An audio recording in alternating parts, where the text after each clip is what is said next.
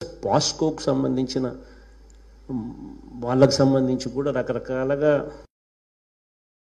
Mic పట్టుకుంటే చాలు చంద్ర అంటే రాజకీయంగా ఉన్నాడు కాబట్టి ఇష్టం వచ్చినట్టుగా మాట్లాడతాడు. కానీ బట్ వాస్తవం చెప్పాలంటే పాస్కో వాళ్ళకు రావడం వాస్తవమే, నన్ను కలవడము కూడా వాస్తవమే. కానీ నేను వాళ్ళను కడప, కృష్ణపట్నం లేకపోతే బావనపాడు కూడా ఆలోచన చెప్పిన. ఈ 3 లొకేషన్స్లో ఎక్కడైనా కానీ పర్వాలేదు, కడప అయితే బాగుంటుందని చెప్పి నేను కడప వైపుకు తీసుకొని పోయే కార్యక్రమం కూడా చేస్తాను. వాళ్ళు కడపకు వస్తారో రాదో నాకైతే తెలియదు, కానీ ఎందుకంటే వాళ్ళు ఎక్స్ప్రెషన్ ఆఫ్ ఇంట్రెస్ట్లో పార్టిసిపేట్ చేయాల.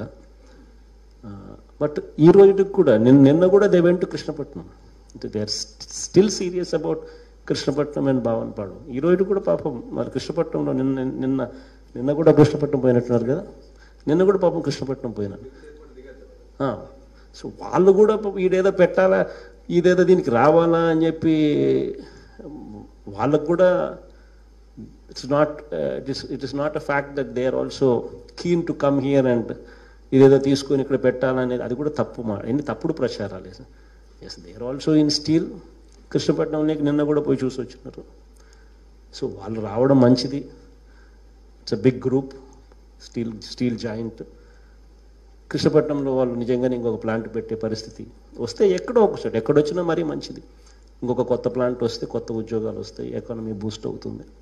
అన్ని రకాలుగా వాళ్ళని ఎంకరేజ్ చేస్తాం, వాళ్ళతో చర్చలు జరుపుతాం, ఎంకరేజ్ చేస్తాం. కృష్ణపట్నం వైపు ఖచ్చితంగా తీసుకొని పోయే కార్యక్రమం ఖచ్చితంగా చేస్తాం. కృష్ణపట్నమో Bavanapadu, what they are convinced.